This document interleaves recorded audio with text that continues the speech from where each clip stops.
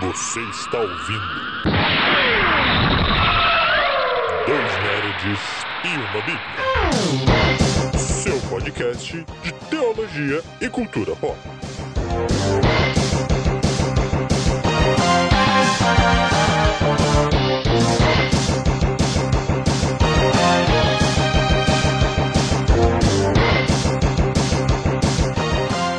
Sejam muito bem-vindos, meus amigos, minhas amigas e agentes do tempo. Bem-vindos a mais um Dois Nerds e uma Bíblia. E eu estou aqui com o meu querido amiguinho Lucas. E aí, pessoal, bom dia pra vocês. Mais uma manhã, gravando um podcast e hoje sobre mundos imaginários, narrativas, como esses universos são criados. Inclusive, temos o privilégio de ter um escritor entre nós que está criando um universo, não é mesmo, amiguinho? É isso aí, escritor tentando entrar nesse mundo aí de escrita de autores, mas é um mundo que sempre me chamou muita atenção e eu acredito que faz parte do nerd, né? Se interessar pela criação de mundos novos. Se interessar por mundos paralelos, cara. A Laís, ela briga comigo, né, minha esposa, que eu gosto mais de ficar, às vezes, nos meus mundos paralelos do que no mundo real. Que é uma coisa de nerd, a gente gosta de criar os nossos universos fictícios e nos divertir neles, brincar neles e, do nada, fugirmos um pouco dessa realidade e nos embrenharmos o nosso universo. Seja para fugir da realidade vigente, que convenhamos é um saco, o mundo que a gente vive. É difícil, é complicado, então a gente tem um escape no mundo fictício, a gente tem ali um local onde a gente pode ser aceito, seja dentro da nossa tribo, que também gosta desse mesmo mundo, ou simplesmente nesse mundo, ou pelo simples fascínio de uma história incrível, emocionante, com elementos surreais, para distrair a cabeça, né? Mundos paralelos, mundos diferentes, eles são sempre muito interessantes. E esse misticismo do mistério, do diferente, isso daí acompanha a humanidade a vida inteira, os mitos, as lendas, as religiões. Isso acompanha, o ser humano se utiliza do mistério para responder coisas que ele não sabe e faz parte, né? O que a gente faz somente é transferir essa criatividade humana para histórias que às vezes têm um objetivo e às vezes não, às vezes elas só estão aqui para distrair mesmo. E essas histórias antigas, elas têm uma influência tão forte, afinal, quem de nós não conhece histórias da mitologia grega, por exemplo? Histórias antiquíssimas, né? Passado muito distante, mesmo assim, influenciam fortemente ainda o nosso contexto. Mitologia nórdica, mitologia egípcia. Talvez a gente não conheça as histórias em detalhes dessas mitologias, mas é inevitável, nós não podemos negar que elas influenciam hoje muito da nossa produção cultural, muito dos nossos universos atuais do mundo nerd. Sim, e aí tem, eu acho que algumas barreiras que a gente tem que pensar aqui. Então, nosso episódio hoje, ele vai ser mais voltado um pouco nessa ideia da, talvez um pouco até de produção, né, de criação, mas vamos conversar alguns pontos, talvez até técnicos, não que a gente tenha o domínio disso, mas a gente está aqui para confabular sobre como não somente criar um mundo, mas como apresentar esse mundo diferenciado. Nós temos algumas narrativas favoritas, algumas formas de apresentar esses mundos, mas a gente tem ferramentas e elementos, como por exemplo mitologias já existentes, que quando a gente usa esses elementos juntos com uma história, fica muito mais fácil da gente vincular, né, o leitor ou aquela pessoa que vai consumir aquele conteúdo com o mundo que a gente está apresentando. Então você já deve ter se perguntado, imagino eu, como que eu entro, né, nisso. A gente fez um episódio inteiro falando sobre como entrar no mundo nerd, como que a gente entrou e como que as pessoas podiam entrar. E a gente recomendou conteúdos para isso. Por que a gente recomendou aqueles conteúdos? Porque a gente acredita que são conteúdos que são fáceis de se entrar. Mas eles são fáceis porque eles têm alguns elementos na sua narrativa, na sua construção de mundo, que facilitam a sua entrada, diferente de Duna, que não facilita a entrada de ninguém. É bastante difícil, inclusive. O Exatamente. universo de Duna é muito complexo. Então, assim, a gente vai falar aqui mídias E por que a gente acha que são fáceis de entrar ou difíceis e quais são as técnicas que são usadas ali dentro para isso. E a gente já vai começar com o que eu acho que é um dos mais fáceis livros de se ler, que é muito fácil de se entrar por causa da estrutura narrativa do livro, que é Harry Potter.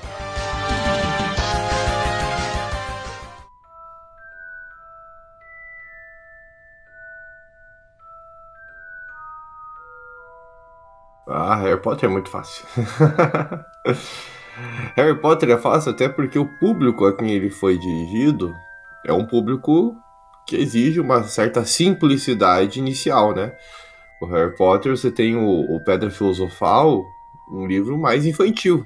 E realmente ele tem um foco mais voltado para crianças. Então você não pode fazer algo muito complexo, porque a criança ela tem que conseguir abstrair aquelas informações. Então o universo é uma escola, algo comum a uma criança, um adolescente. O personagem, né, o protagonista é uma criança, um pré-adolescente. Então não tem como a gente fazer um pré-adolescente complexo. Você acaba fazendo com as simplicidades de uma criança e de um pré-adolescente, que tem crises de uma criança e de um pré-adolescente.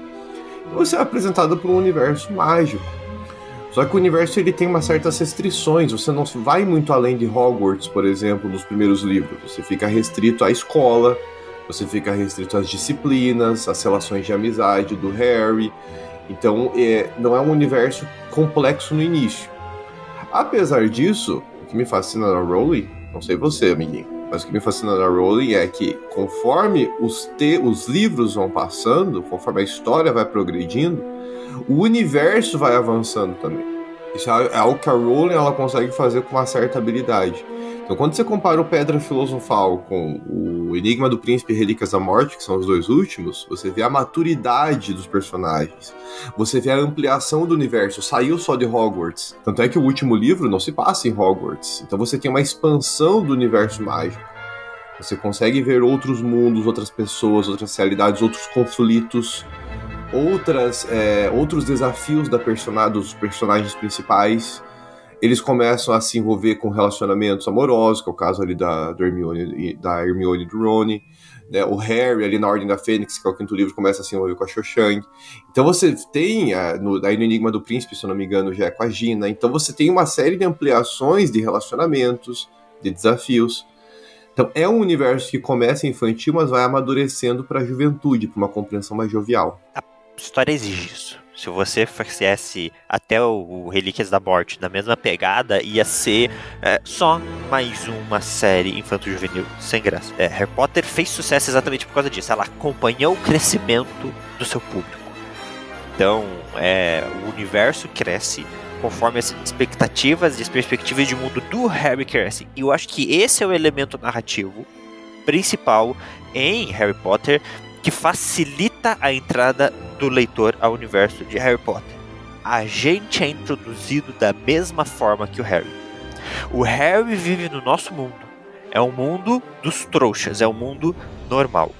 Ele é introduzido ao novo mundo no começo do livro e tudo que é novo para ele é novo pra gente. Então há essa vinculação. Esse é o grande elemento narrativo de Harry Potter que facilita, claro, é no mundo que a gente conhece e tem tudo isso que facilita muito. Pra gente, por exemplo, essa ideia de casas da escola é esquisito, mas na Inglaterra é normal. Então ela não tá nem inovando nesse ponto, por exemplo. Ela mantém padrões sociais normais ali, pra realidade dela. Mas o Harry, ele é introduzido no mundo estranho junto com o leitor. Então o leitor ele vai ser introduzido aos poucos e ele cria essa similaridade com o protagonista. Então essa é uma ferramenta. Vejam, existem diversas histórias que fazem isso. Então a gente vai ter, por exemplo, Inuyasha, onde a Kagome é uma personagem do mundo normal que é enviada para o mundo feudal, e aí nesse envio dela para o mundo feudal, ela começa a descobrir tudo do zero no mundo feudal. É a mesma coisa pra gente. A gente começa esse desenvolvimento do mundo feudal com a Kagome junto com ela. Então a gente ganha essa conexão. Essa é uma das ferramentas. Então, uma das formas de você introduzir um mundo estranho é você fazendo o protagonista também do mundo normal, e ele é introduzido nesse mundo fictício. Um outro que me veio à mente agora, que também segue a mesma linha, é a Crônica de Nárnia, né? Nós somos iniciado um universo, quando você adentra o mundo de Nárnia, todos os livros têm essa característica, né? A história, o mundo de Nárnia tem que ser apresentado para esse protagonista, né? Então o primeiro sempre, lá, o Sobrinho né? do Todos Mago. os livros. Sim, o Sobrinho do Mago, quando chega lá, é o Diggory, se não me engano, e uma outra menina. É Diggory o nome? Não lembro agora o nome de cabeça. Mas enfim, as duas crianças que adentram o Nárnia. É explicado para eles como funciona a criação de Nárnia, porque Nárnia está sendo criado quando eles chegam, né? Depois, o Leão, a Feiticeira e o Guarda-Roupa, que é o mais clássico, né? Quando os 4 irmãos adentram Nárnia, o universo vai sendo explicado, né? Pelo Sr. Túminus, pela própria Feiticeira Branca, pelo Aslan. Então, cara, os castores. Então, todos os personagens com quem os irmãos se encontram vão explicando uma faceta do universo. É muito mais didático, né? E daí a gente desfruta da explicação dos protagonistas. Então são uma mídia voltada para um público mais infantil. Ela tem essa necessidade de uma preocupação extrema de como apresentar esse universo. Então essa é uma ferramenta que eu acho muito boa. A gente tem o que a gente chama de low fantasy, né, que seriam os universos de fantasia. Não é fantasia. Tem o high fantasy e o low fantasy. A fantasia alta e a fantasia baixa. O que seria uma high fantasy? É o Senhor dos Anéis. Tudo é extremamente fantasioso. E o low fantasy é aquela fantasia assim, sutil, misturada com o real, onde Neil Gaiman se torna um grande autor de low fantasy. Todas as produções dele têm essa pegada de low fantasy. Então, no próprio mundo de... Eu sempre esqueço. Toda vez que eu vou falar sobre Sandman, eu tenho que parar e lembrar do nome Sandman. É incrível. Ele não vem natural. O mundo dos perpétuos. Dos perpétuos, apesar dele ser um mundo extremamente fantasioso, a apresentação dele se é dada de forma de low fantasy. Ele é muito intrinsecamente misturada com o mundo normal. Mas eu vou colocar aqui os Filhos de Anansi, o livro Filhos de Anansi, que é um spin-off de Deuses Americanos, onde a gente vai lendo a história junto ali com o protagonista, Fat Charlie, e a gente vai vendo e ele vai vivendo uma vida normal, até que ele descobre que o pai dele era um deus. E aí fica, mas ainda é normal, aí aparece o irmão dele. E aí as coisas começam a ficar esquisitas, de leve. Chega no final, ele já aceitou que ele é um deus, que ele vive no mundo de deuses e que ele tem poderes, e a gente já aceitou junto e já parece tudo normal. Então, a fantasia é apresentada de uma forma tão linear dentro da narrativa histórica que quando acaba faz sentido. Faz tudo muito sentido. Então, é uma estruturação de camadas na história, de pequenos detalhes que vão sendo apresentados, e essa fantasia vai se expandindo com a história. Harry Potter não tem isso. Harry Potter chega de repente, já começa a vir um monte de carta, e vem o Hagrid, e vem isso, e vem magia, e ele vai pra rua triangular lá. Beco diagonal. Triangular. Ele vai pro beco diagonal. A fantasia é muito alta, mas ela é explicadinha pro personagem.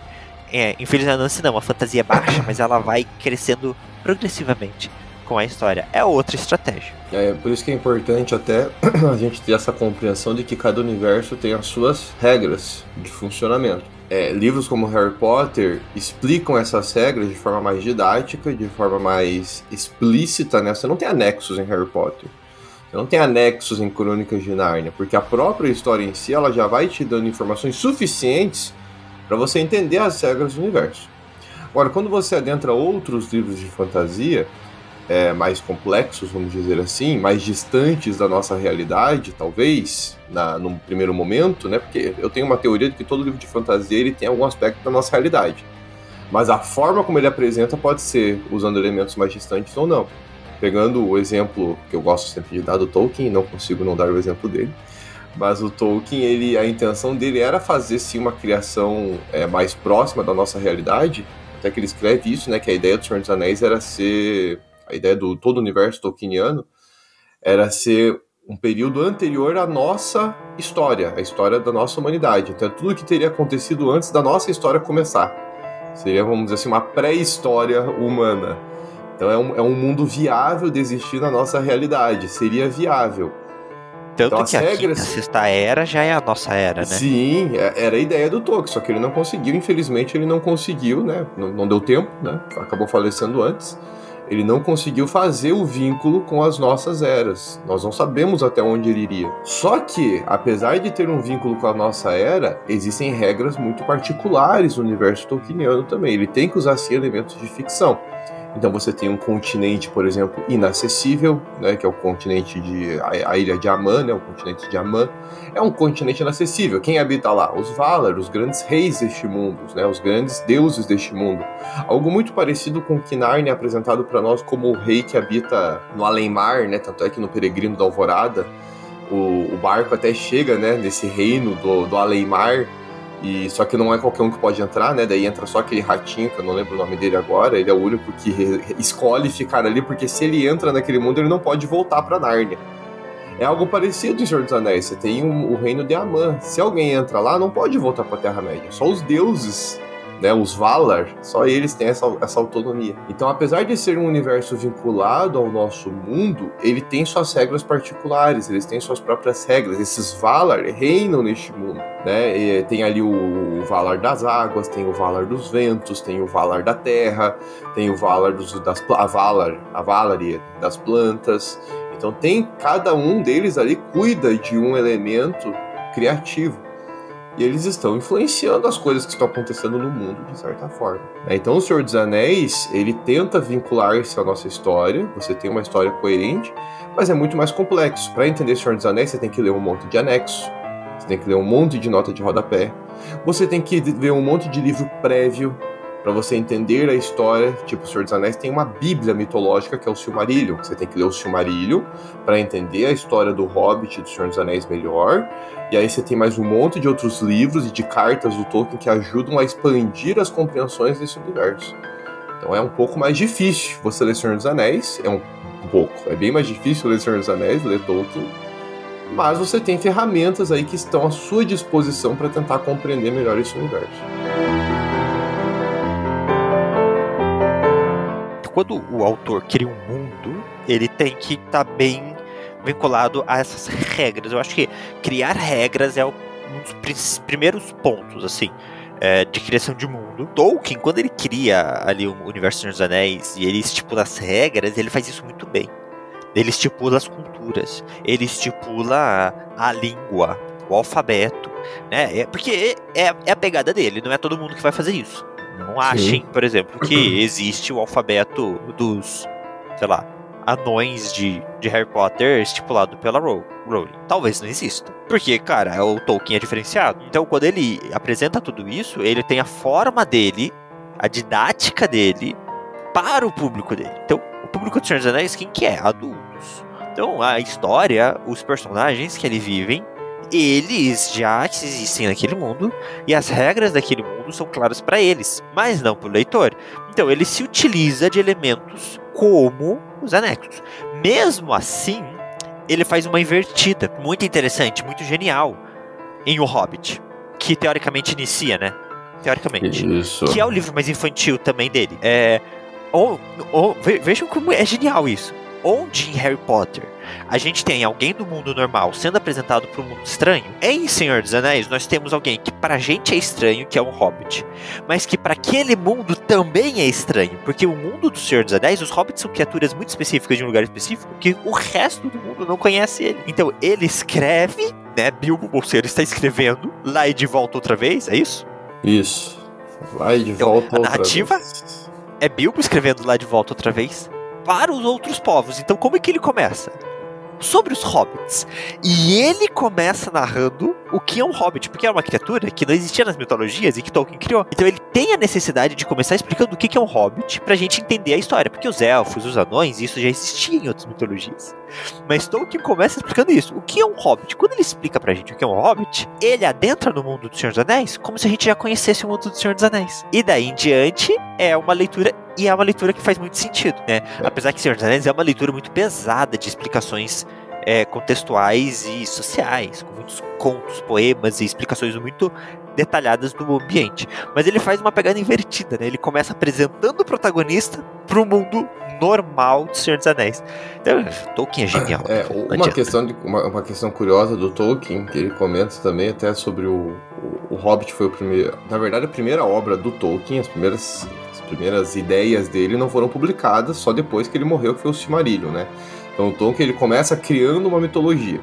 Só que ninguém quer publicar a mitologia dele, né? Ninguém quer publicar esse negócio porque é muito difícil. Quem já leu o Silmarillion talvez aí concorde, é bem difícil, não é um livro fácil de se ler. Então na época ninguém queria publicar o Silmarillion. E aí ele resolve, né, por necessidade, até para lançar o universo dele, fazer um livro mais infantil, aí que nasce o Hobbit, né? Um livro mais infantil, um livro mais palatável, mais tranquilo de se ler e de entender. E a ideia do Senhor dos Anéis, na verdade, era ser uma sequência de O Hobbit, porque o Hobbit fez tanto sucesso quando ele saiu, que aí a editora pediu pro Tolkien fazer uma sequência. Então o foco, quando ele escreveu o Hobbit, não era o anel, nem nada disso. Só que daí ele ficou tão bitolado com o anel, ele ficou tão fissurado pela ideia do anel, que ele começou a escrever. E aí ele comenta numa das cartas dele: a minha história ficou muito sombria para ser uma simples sequência de um livro infantil. Então o próprio universo dele amadureceu, como aconteceu com Harry Potter, né? O universo dele teve que amadurecer. Foi inevitável se tornar mais sombrio. Quando você lê o Hobbit e o Senhor dos Anéis, parecem universos diferentes, mas não é o universo que é diferente, é a forma como o autor monta a sua estrutura narrativa que é diferente. Então, é uma questão curiosa aí, mas eu vou só me restringir a isso, que a gente vai fazer um episódio em algum momento sobre o Tolkien. E aí eu falo mais. Sim, mas faz todo sentido. A história, eu sempre falo isso. Os produtores de jogos de videogame, por exemplo, ou criadores de histórias, eles sempre falam isso. Quando você estipula as regras, em algum momento a história caminha sozinha. As regras são mais fortes do que a gente, entende? Então é automático, velho. A história do Senhor dos Anéis, o desejo, a cobiça envolvendo um anel de poder, automaticamente vai se tornar um elemento sombrio. Então quando você estipula muitas regras boas, o teu mundo caminha sozinho. Isso faz parte do processo criativo. Tem jogos que os produtores vão falar: a gente queria fazer um jogo de tiro em primeira pessoa, só que a gente foi desenvolvendo e fazia muito mais sentido ele ser um de terceira pessoa, então fizemos um jogo de terceira pessoa. Então, por exemplo, ideia não tem nada a ver com o nosso assunto, mas só jogando aqui, a Lenda de Zelda, The Legend of Zelda, Ocarina of Time, grande jogo da história de Zelda, era fazer um jogo em primeira pessoa. Tanto que a mecânica de arco e flecha do jogo é muito boa pra época. Era fazer um jogo em primeira pessoa. Só que o Kishimoto, ele queria um cavalo. Ele queria que aparecesse um cavalo. Então eles precisaram desenvolver uma câmera em terceira pessoa pra quando o Link tava no cavalo.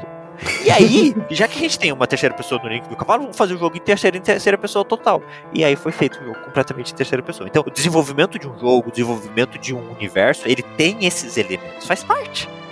Eu acho que essa é a maravilha. E quando isso acontece, só significa que aquele mundo tá muito bem estruturado e tá muito bem vivo. Sim. Tão vivo que consegue caminhar sozinho. Tão vivo e aí que a gente consegue ter pessoas que após a morte dos criadores conseguem também desenvolver desse universo. Que é o caso do Tolkien e é o caso de Duna.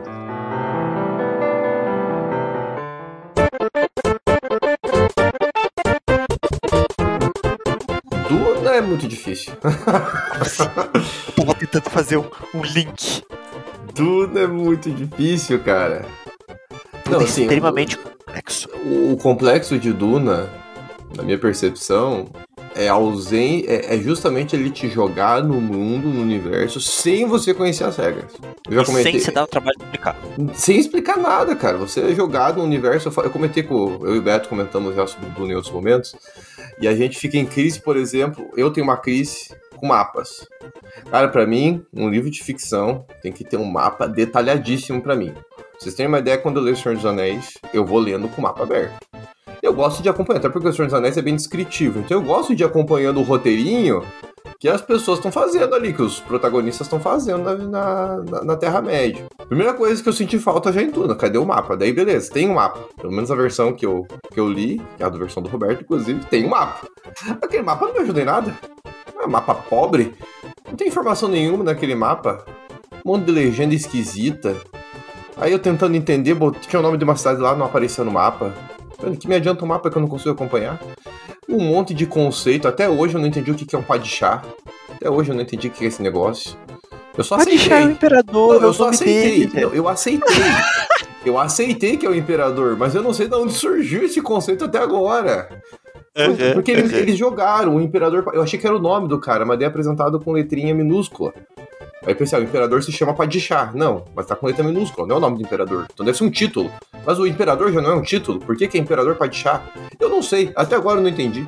Até agora eu não entendi, e tá tudo certo. Já aceitei que o imperador tem o título de Padishah. Por quê? Não faço ideia. Espero que em algum momento eles expliquem isso. Eu li os, 5 primeiros capítulos umas 4 vezes.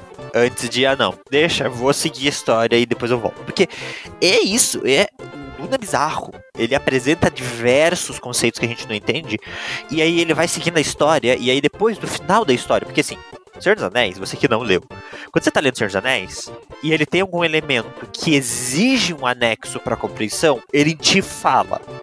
Tem um asterísticozinho lá embaixo, ele fala assim, leia anexo tal para mais informações. Duna não. Você lê o livro, e aí chega lá no final, e ele tem os anexos. Aí você tá...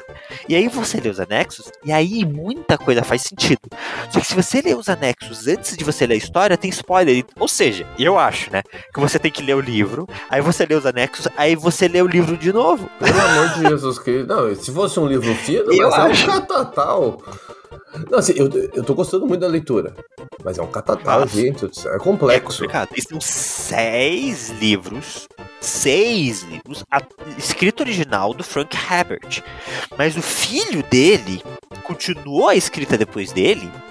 E já temos mais de 28 títulos no universo de Duna, sendo que teve título sendo lançado esse ano, 2022, ano de lançamento do filme. Então a história de Duna é extremamente complexa, tanto quanto O Senhor dos Anéis. Não é à toa que Duna é para a ficção científica, o que Senhor dos Anéis é para a fantasia mágica. Não, e apesar da gente estar dizendo da dificuldade aqui, não é para não ler Duna, muito pelo contrário. Me fascina mais ainda você ter esse universo complexo. Eu li, eu confesso que travei no último capítulo, mas minha ideia é voltar de novo. Eu vou começar de novo. E sem ler os anexos ainda, não quero ler os anexos ainda, porque eu quero tentar entender uma outra coisa complexa de Duna, que uma obra contemporânea vai fazer algo parecido, mas não com a mesma habilidade, na minha modesta opinião. É o fato de cada capítulo ele focar em um núcleo específico. O Senhor dos Anéis, por exemplo, para aqueles que forem ler, o Sociedade do Anel, ele segue sempre o mesmo grupo. Então você sempre vai estar acompanhando a Sociedade do Anel, até quando ela é constituída, né? Antes dela existir, você vai estar acompanhando o Frodo, que é o protagonista, carregando um anel. Aí depois ele vai acompanhar a Sociedade do Anel completa. Quando chega as Duas Torres e o Retorno do Rei, aí divide. Né, daí tem uma parte do o primeiro livro das Duas Torres se acompanha uma parte da sociedade que se dividiu, e o segundo livro se acompanha o Frodo e o Sam. E a mesma coisa no Retorno do Rei. O primeiro livro se acompanha a parte da sociedade lá que se fragmentou, e o último livro se acompanha o Frodo e o Sam, que são os que se separaram da sociedade. O Duna, ele faz algo parecido, só que é por capítulos. Então você nunca sabe quem vai vir no próximo capítulo, quem é o protagonista. Protagonista não. Qual é o ponto de vista? Porque isso é outra questão da história. Vai. Porque, por exemplo, Guerra dos Tronos, isso, a gente começa com ele que eu ia comparar. Então, continua na sua... Era com ele que eu ia comparar, porque Guerra dos Tronos, ele já dá no título quem é o protagonista que você vai seguir. Então ele já te diz quem é, ele já te dá informação. Esse capítulo é sobre os olhos da Sansa. Esse capítulo é sobre os olhos da Arya. Então ele já te dá a informação. Você já entra preparado no capítulo, porque você sabe o que aconteceu com essas personagens anteriormente. O Duna não, ele não te dá um título didático. Você começa a ler e você tem que chegar a uma conclusão de onde você está. E chega um momento em Duna que você vai ter vários núcleos. Isso só no primeiro livro, né? Que eu tô no primeiro livro. É que o primeiro livro de Duna, ele pega aí e outra coisa que a gente... Assim que a gente terminar isso, a gente vai falar sobre esse ponto.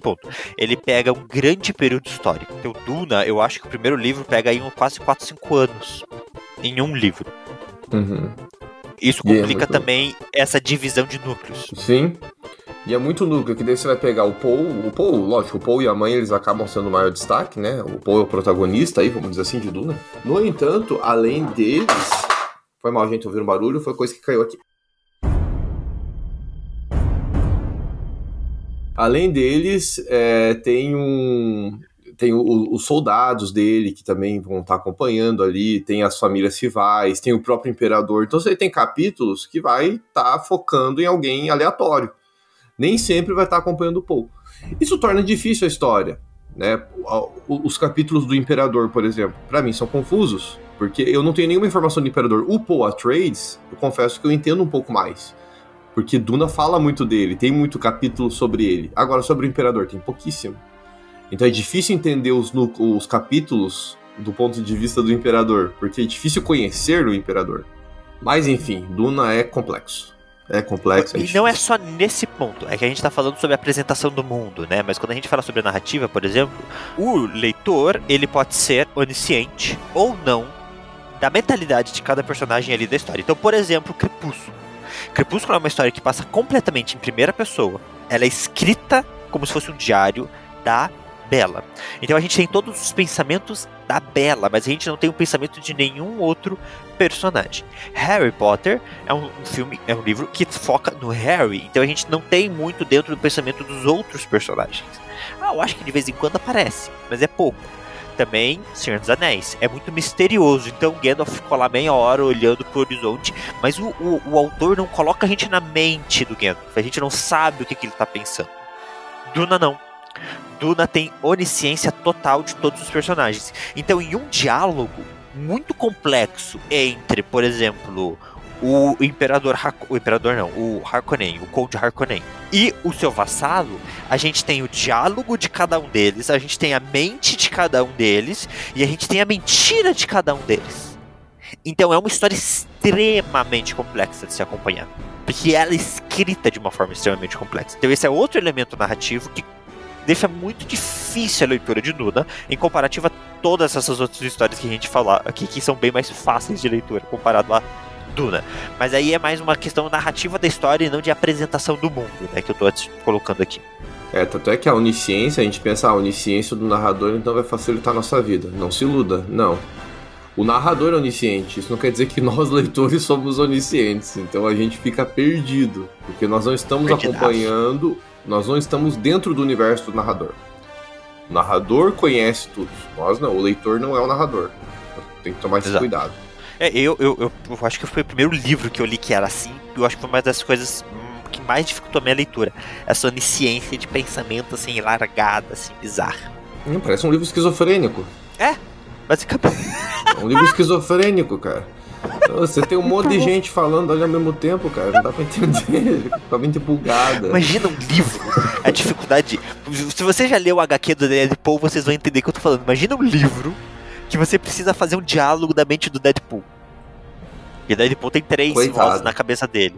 Você que só assiste os filmes do Deadpool, aquilo não é nem 1% da loucura do personagem. Joguem o jogo do Deadpool. É maravilhoso. Coitados.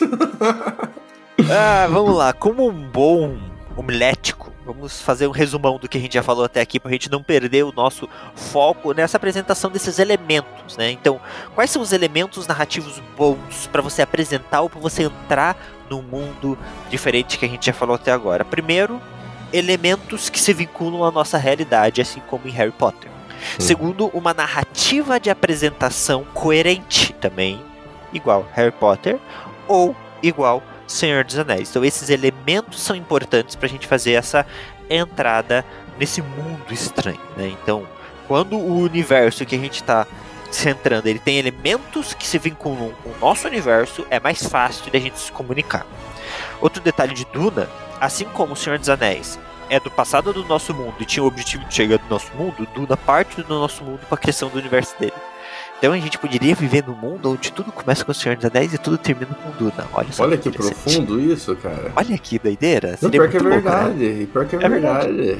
Que lá nos apêndices de Duna tem até a criação da Bíblia Católica Laranja, que é a Bíblia que rege a cultura religiosa desse mundo, e ela parte do princípio da exploração espacial. Quando o homem começa a exploração espacial, a própria Bíblia se altera de anuncia o Evangelho a Jerusalém, Judéia e até os confins da Terra, para e anuncia o Evangelho à Terra, à galáxia e até os confins do universo. Olha só. Então tem toda uma pegada aí muito interessante, mas deixemos isso para outro episódio. Um outro elemento que eu quero falar aqui é a intertextualidade.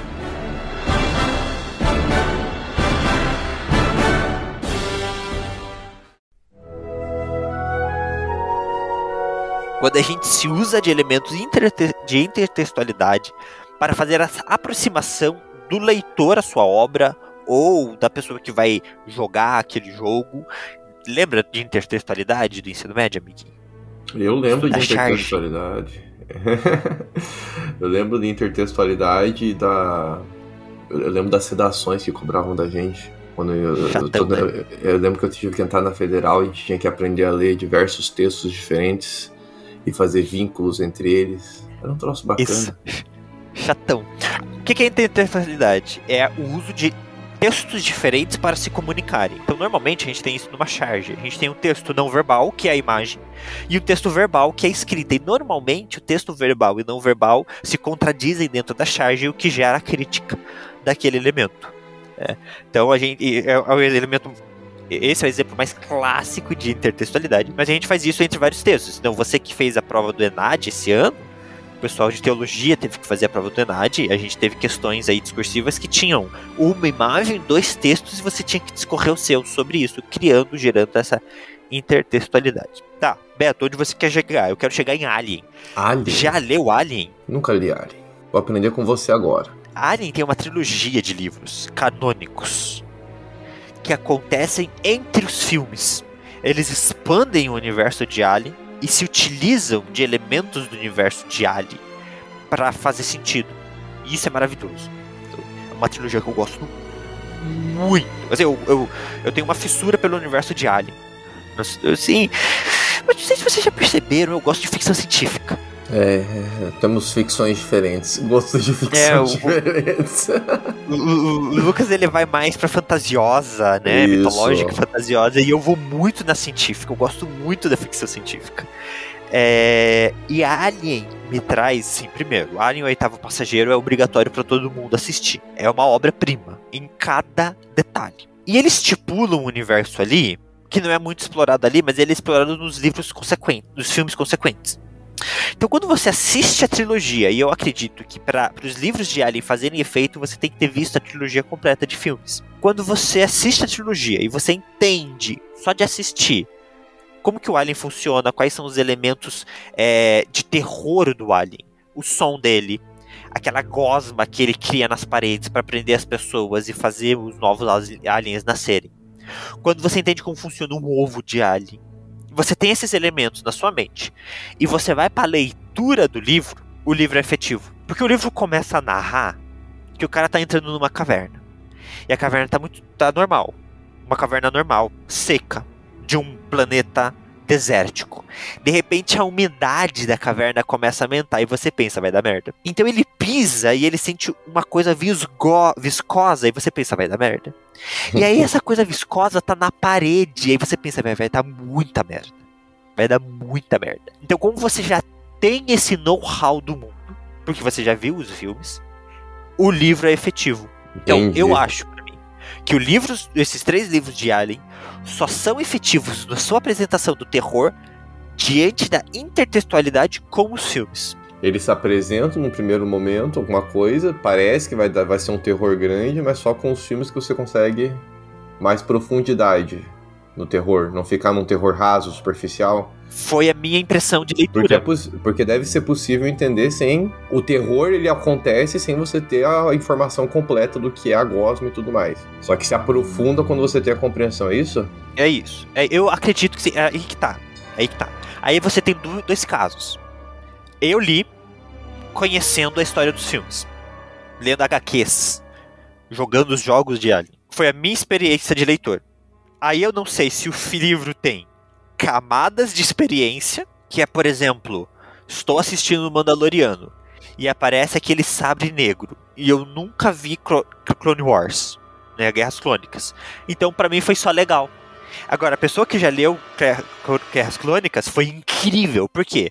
Porque quanto mais você conhece do aquele universo, mais camadas de incrível você recebe. Ou se ele só é efetivo mediante conhecimento prévio.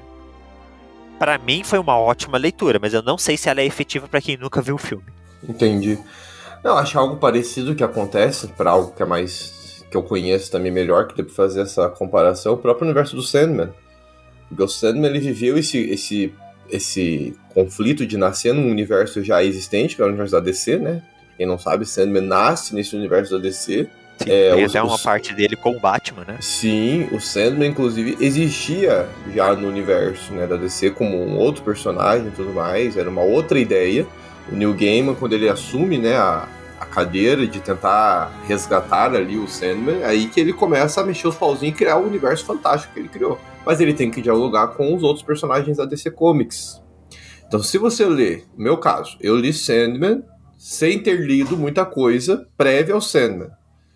Então, pra mim, foi muito bom. Só que eu sei que se eu quisesse me aprofundar e ler um pouco mais das histórias do Constantine, por exemplo, ler mais histórias do Lucifer, que é um outro personagem que aparece ali no Sandman, ler mais histórias de outros personagens da DC ali, da Liga da Justiça e tudo mais, que aparece de vez em quando ali, é um pano de fundo da história do Sandman, eu poderia me aprofundar mais. E não só com o universo da DC, porque o Sandman vai além. Ele faz uma leitura com questões da mitologia grega. Então, o Sandman é pai, por exemplo, isso não é spoiler, já dá pra falar, o Sandman nos quadrinhos é o pai do Orfeus. Orfeus é um personagem da mitologia grega. Então, se eu me aprofundar na história do Orfeus, em como ele surgiu, talvez eu compreenda um pouco melhor a importância de Orfeus na história, a importância dele, as consequências da existência dele, do Sandman ser o pai dele. Acho que aí tem também essa intertextualidade muito forte, embora você consiga entender a história sem se aprofundar. Você entende o principal, a mensagem principal da história você entende. Mas um bom nerd muitas vezes quer se aprofundar, ele quer virar o expert do universo. Aí ele vai ter que correr atrás de outros textos que vão ampliar a visão dele a respeito do universo do Sandman.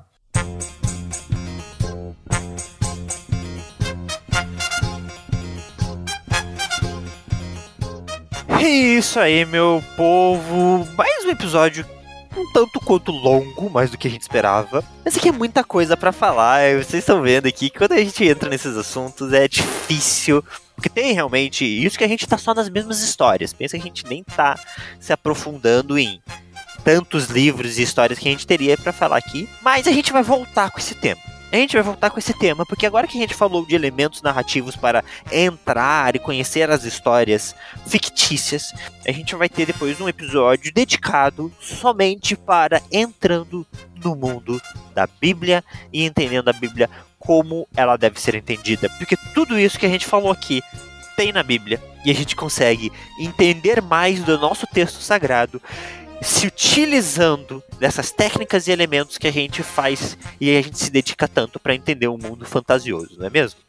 É isso aí, a Bíblia na verdade apesar de ser palavra de Deus, e nós cremos nisso, é importante não tirarmos isso de mente, ela é um livro, ela é uma obra literária, então ela foi construída utilizando ferramentas literárias também, né?